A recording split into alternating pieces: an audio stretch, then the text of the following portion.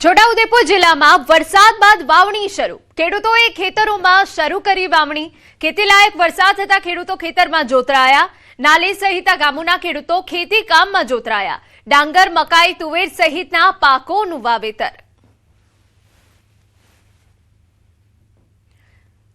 સમાચારમાં વાત હવે દાહોદની કરીએ તો જિલ્લાના ગોવિંદ ગુરુ લીંબડી તાલુકામાં દિલ્હી મુંબઈ નેશનલ કોરિડોર નજીક આવેલા 14 ગામોના લોકો વરસાદ વરસતા જ મુશ્કેલીમાં મુકાયા છે। હજુ તો ચોમાસાની વિધિવત શરૂઆત પણ નથી થઈ। પ્રી મોન્સૂન એક્ટિવિટીના ભાગરૂપે જે વરસાદ પડ્યો તેને વસ્તી, મેરાખેડી સહિતના વિસ્તારમાં સમસ્યા સર્જી। ઘર ખેતરોમાં પાણી ભરાઈ જતા જનજીવન પ્રભાવિત થયું। રસ્તાઓ પર પાણી ભરાવાના કારણે ગામ લોકો અને વિદ્યાર્થીઓને અવરજવરમાં ભારે હાલાકીનો સામનો કરવો પડ્યો। ગામ લોકોએ પહેલા આંદોલન કર્યા છતાં કોઈ જ કામગીરી નથી કરાઈ। હાલ તંત્ર દ્વારા કામ ચલાઉ ધોરણે પાણીના નિકાલની કામગીરી હાથ ધરાઈ છે, પરંતુ ગ્રામજનો કાયમી ડ્રેનેજ વ્યવસ્થા અને વરસાદી પાણીના નિકાલ માટે જરૂરી કામગીરીની માંગ કરી રહ્યા છે। અમારે વસ્તી ગામમાં કોરિડોર રોડ ને બાબતે અમારે નુકસાની થાય છે। 3 વર્ષ થઈ ગયા છે, ખાવા પીવા પણ નથી મળતું। અને દર વર્ષે ચોમાસો આવશે એટલે મારા ઘર પણ બુડી ગયું છે, મારા કુવા પણ તણાઈ ગયો છે। એટલે રસ્તા માટે બી કોઈ વ્યવસ્થા નથી થતી। આવી મોટી મોટી રસ્તા નીકાળી દીધા, પણ એક ગામડાનો ખાલી નાની શેરીનો રસ્તો કાઢવાનો છે, એ રસ્તો આજે 4 વર્ષ થઈ ગયા, ફિર બી એની એ હાલતમાં છે।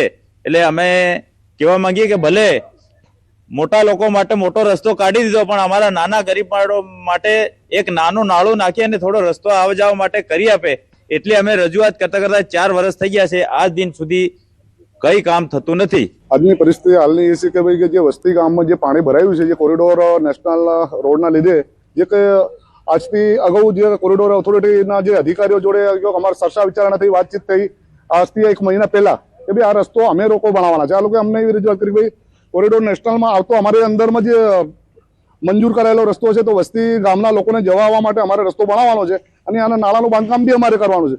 તો અગાઉ અમે 1 મહિના, 1.5 મહિના, 2 મહિનાથી એમને રજૂઆત કરી, આજ સુધી કામગીરી પૂર્ણ કરી નથી।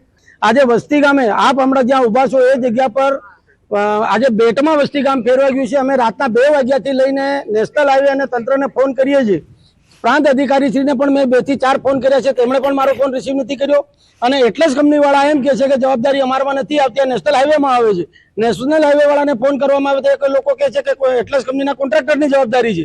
એટલે બંને પાર્ટી હાથ ઊંચા કરીને અમારા જે આદિવાસીઓ છે એમનો ભોગ લઈ રહી છે। ગયા વર્ષે આ જ જગ્યા પર પહેલા જ વરસાદની અંદર અમારે ગ્રામ જનતા બાળકોને સ્કૂલેથી લાવતા તણાઈ ગયા હતા, અને આજે પણ એ જ પરિસ્થિતિનું નિર્માણ થયું છે। આજે રસ્તા તૂટી જવાના કારણે, પાણી ભરાઈ જવાના કારણે અમારા જે બાળકો છે સ્કૂલે જઈ શકતા નથી। બિલકુલ કહી શકાય કે જે વરસાદી પાણીના કારણે જે નુકસાન થયું છે તેને લઈને તલાટી કમ મંત્રી બી અહીંયા આવ્યા છે। તલાટી જોડે વાત કરીશું। શું કહેશો નીલમબેન, અત્યારે કઈ પ્રકારની છે પરિસ્થિતિ છે, કેમ આપ આવ્યા છો? હલો, આજે અમે અહીંયા પાણી ભરાઈ ગયા હતા, એની સ્થળ વિઝિટ કરવા માટે અહીંયા આવ્યા હતા અને પાણીનો નિકાલ કરાવ્યો છે। 3 તારીખે પ્રાંત અધિકારીની અધ્યક્ષતામાં જે સંકલનની બેઠક યોજાઈ હતી, ત્યારબાદ સર્વે કરવાનો હતો, તે સર્વે પણ નથી થયું, જેના કારણે ખેડૂતોમાં અને લોકોમાં હાલ રોષ જોવા મળી રહ્યો છે। સૌરભ ગેહલોત, ન્યૂઝ 18 ગુજરાતી, દાહોદ। સમાચારમાં આગળ વધીએ તો અલ નીનોના સંભવિત ખતરા અને ઓછા વરસાદની આશંકાને પગલે રાજ્ય સરકારે આગોતરા પગલાં ભરવાનું શરૂ કર્યું છે।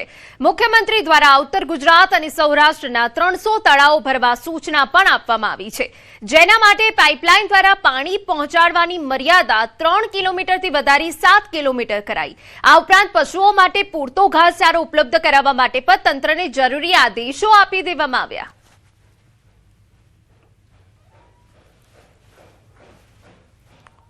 ખેડૂતોને કઈ રીતે રાહત મળી શકે એના માટે થઈને નર્મદાનું પાણી નાના મોટા ડેમડા અને તળાવો અને નદીઓમાં પાણી છોડવાના છે। તો એ વહેલી તકે છોડે, જેથી કરીને અત્યારે અમુક ખેડૂતોએ આગોતરું વાવેતર કરી દીધું છે મગફળીનું, અને હવે પાણી બધું પતવા આવ્યું છે કૂવામાં અને બોરમાં। તો જો આ પાણી નર્મદાનું છોડવામાં આવે, તળાવમાં આવી જાય, અને જેથી કરીને તર ઊંચા આવે અને ખેડૂતોને આજે પાણીની અછત સર્જાશે, અને જેના લીધે પાક બગડે, એ પાક ન બગડે એટલી સરકારને અપીલ। ખેડૂતોએ આગોતરો પાક વાવેલો છે, અને જો સરકારે પાણી છોડે તો એમ કે પિયતમાં ઘણો એવો ફાયદો થઈ શકે, અને 15 દિવસ જો આ વરસાદ મોડું થયું છે એના હિસાબે ખેડૂતને ફાયદો થઈ શકે।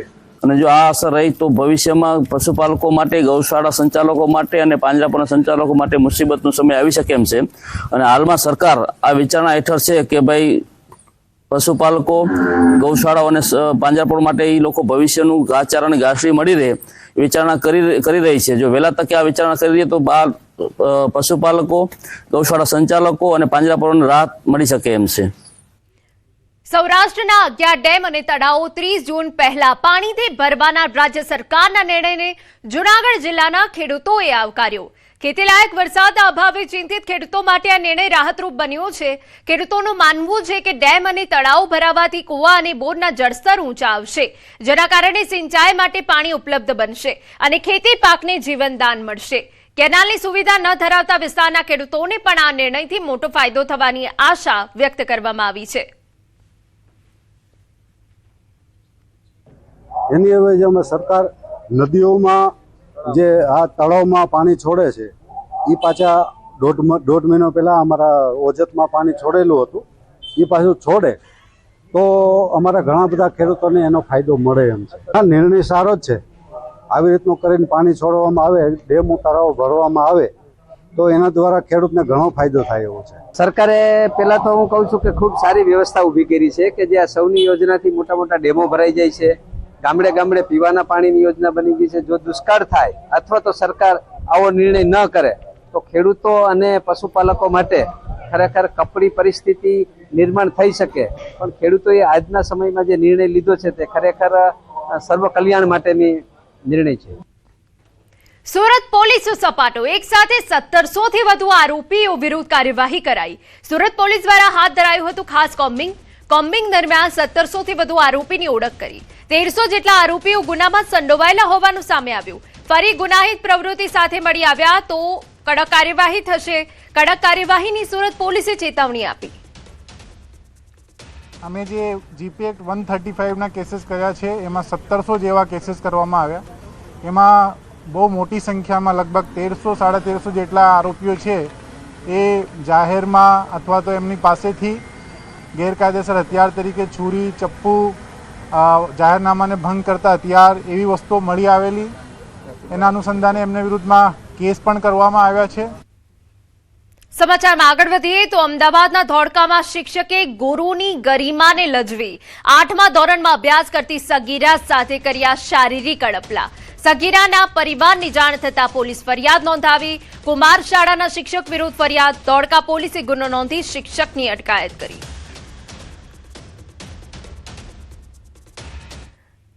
અરવલ્લીમાં જમીન કૌભાંડ આક્ષેપોને લઈ ખેડૂતોએ મોરચો ખોલ્યો. કિસાન સભાએ ભૂમાફિયાઓ, ભ્રષ્ટ અધિકારીઓની મિલીભગતથી ગરીબ ખેડૂતોની જમીનો પર ખોટા દસ્તાવેજના આધારે પડાવાઈ હોવાનો ગંભીર આરોપ લગાવ્યો.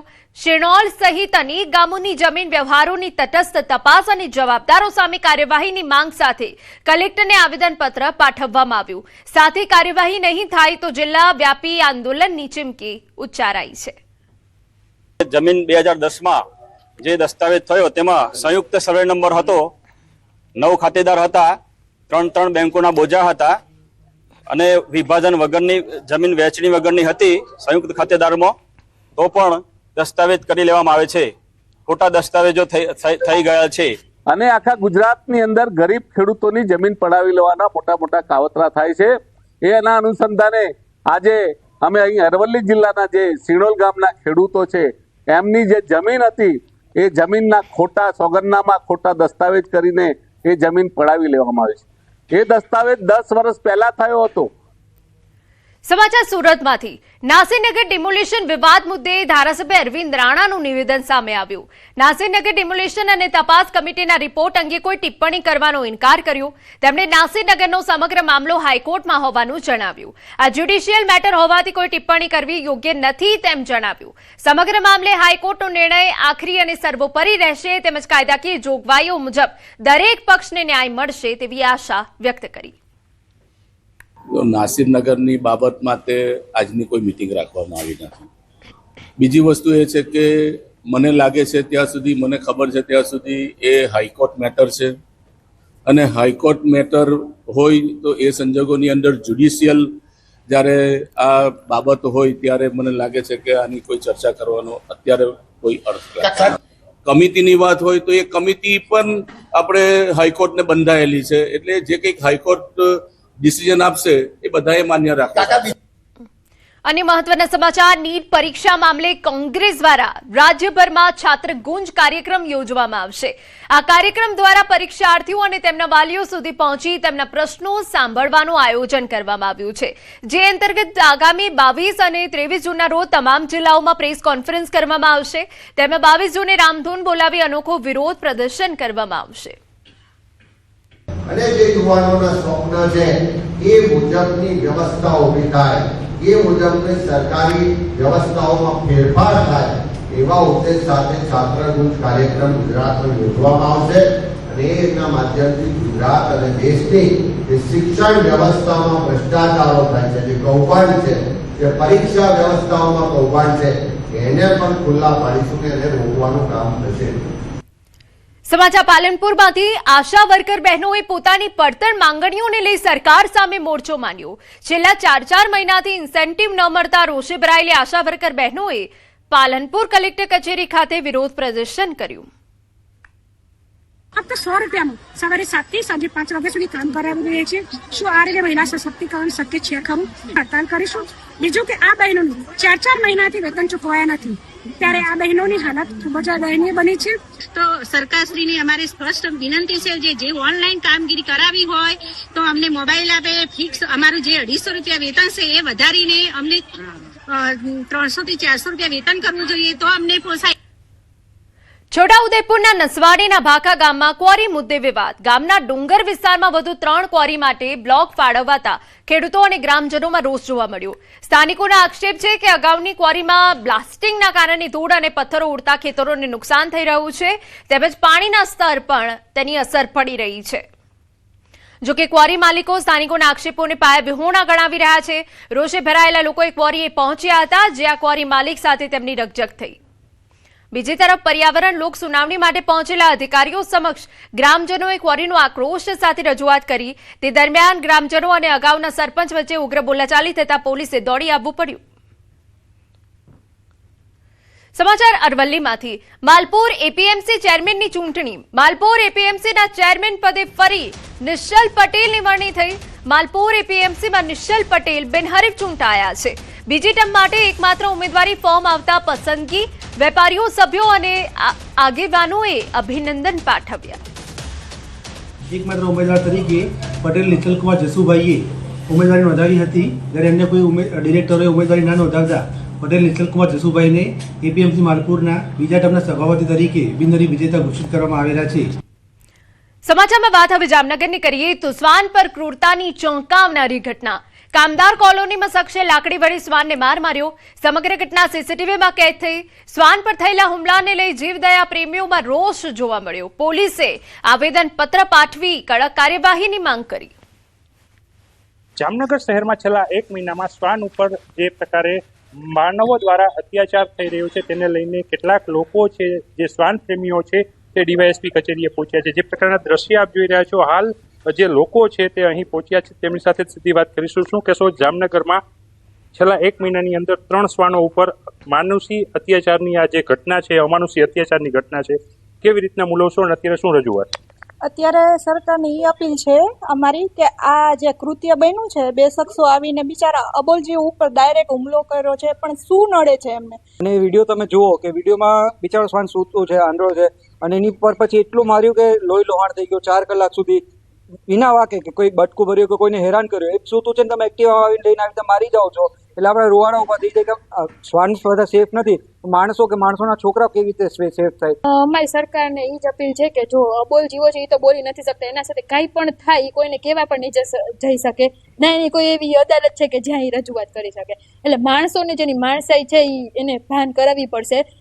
એના માટે એ જ માંગણી છે કે એ જે ક્રૂરતાથી જે મારે છે એને હાથ જોડીને પબ્લિકલી બધાની સામે એને હાથ જોડવા જોઈએ, અને એને ભગવાન તો એને પરચો મળશે જ. સમાચારમાં આગળ વધીએ તો રાજ્યસભાની ચૂંટણી અંગે કેન્દ્રીય વન અને પર્યાવરણ મંત્રી ભૂપેન્દ્ર યાદવે કોંગ્રેસ પર આકરા પ્રહારો કર્યા. તેમણે જણાવ્યું કે કોંગ્રેસે પોતે જ પોતાને ખત્મ કરી છે અને પક્ષ દિશાવિહીન બની ગયું છે. તેમણે કહ્યું કે એનડીએએ 25 વર્ષ પૂર્ણ કર્યા છે, જ્યારે યુપીએ સ્થિતિ સૌ જાણે છે. કોંગ્રેસના ગઠબંધન ઉપર સવાલ ઉઠાવતા તેમણે કહ્યું કે નવા ગઠબંધનને પણ સફળતા નહીં મળે. कांग्रेस तो अपने कारण, कांग्रेस के कारण से कांग्रेस खत्म हो रही है ना. देश की जनता ये जानती है नकारात्मक राजनीति देश में कभी नहीं चलती है. आप जब राजनीति में नकारात्मकता करेंगे तो लोग भी ये पहचानते हैं. अब इनका तो हाल ये है, अभी आपने देखा होगा कि एनडीए की मीटिंग हुई. भारतीय जनता पार्टी के नेतृत्व में एनडीए ने 25 साल पूरा किया और कांग्रेस के नेतृत्व में जो यूपीए थी उसने साल तो पूरे नहीं किया, नाम ही बदल लिया. यूपीए से वो इंडी चले गए. જૂનાગઢ કૃષિ યુનિવર્સિટી ખાતે પ્રાકૃતિક કૃષિ કાર્યશાળા અને ખેડૂત સંવાદ કાર્યક્રમનું આયોજન કરવામાં આવ્યું. કાર્યક્રમમાં જિલ્લાના સહપ્રભારી મંત્રી કૌશિક વેકરિયા ઉપસ્થિત રહ્યા. પ્રાકૃતિક ખેતીને પ્રોત્સાહન આપવા માટે યોજાયેલી આ શિબિરમાં મોટી સંખ્યામાં ખેડૂતો જોડાયા હતા. મંત્રીએ વિવિધ કૃષિ સ્ટોલની મુલાકાત લઈ ગાય આધારિત પ્રાકૃતિક ખેતી, જીવામૃત અને પ્રાકૃતિક ઉત્પાદનો અંગે માહિતી આપી. આજે ખેડૂતો સાથેનો સંવાદ કાર્યક્રમમાં એ પણ બધાએ અપીલ કરી છે કે ખેડૂતો વધારે પ્રમાણમાં પ્રાકૃતિક ખેતીમાં જોડાય એ પ્રકારનું સુંદર જિલ્લા વહીવટીતંત્ર દ્વારા એક આયોજન કરવામાં આવ્યું હતું. અન્ય મહત્વના સમાચાર, બારડોલીમાં ચોમાસા પહેલા પૂરનું સંકટ ટાળવા તંત્ર એક્શનમાં આવ્યું. ડીએમ નગર, એમએન પાર્ક સહિત વિસ્તારોમાં વર્ષોથી સર્જાતી જળબંબાકારની સમસ્યાના ઉકેલ માટે તપાસ સમિતિની ભલામણ બાદ 69 મિલકત ધારકો અને સોસાયટી પ્રમુખોને આખરી નોટિસ ફટકારવામાં આવી. રચના બાદ જે સ્થળ તપાસ કરવામાં આવી અને સમિતિના રિપોર્ટ બાદ રિપોર્ટના આધારિત ડ્રેનેજ વિભાગ અને નગરપાલિકાની સંયુક્ત ટીમ દ્વારા આગળની કાર્યવાહી હાથ ધરવામાં આવેલી છે અને આ કાર્યવાહી અંતર્ગત 69 જેટલી મિલકત ધારકોને નોટિસો ઇસ્યુ કરવામાં આવી, જેના અંતર્ગત તેમની પાસેથી પુરાવા રજૂ કરશે. દેશમાં વધતા ઈંધણ ખર્ચ અને પર્યાવરણ પ્રત્યે વધતી જાગૃતિ વચ્ચે દમણમાં એક અનોખી પહેલ જોવા મળી. દમણની અનેક હોટલોએ પર્યટકો માટે મફત સાયકલ સેવા શરૂ કરી, જેના કારણે પ્રવાસીઓ પેટ્રોલની બચત સાથે સ્વાસ્થ્યનો લાભ પણ મેળવી રહ્યા છે.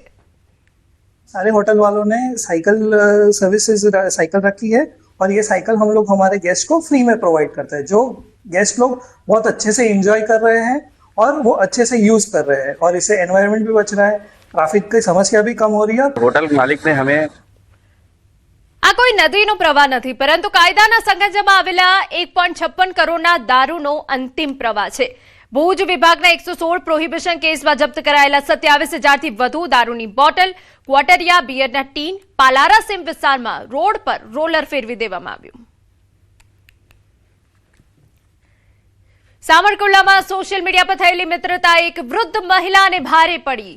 ભુજના એક શખ્સે વિડીયો કોલ દરમિયાન મહિલાના અંગત ફોટા મેળવી તેમને વાયરલ કરવાની ધમકી આપી છેલ્લા 6 મહિનામાં 3.60 લાખ પડાવ્યા. બ્લેકમેલિંગથી કંટાળી મહિલાએ પોલીસ ફરિયાદ નોંધાવતા સાવરકુંડલા ટાઉન પોલીસે ટેકનિકલ તપાસના આધારે આરોપીને ભુજથી ઝડપી પાડ્યો.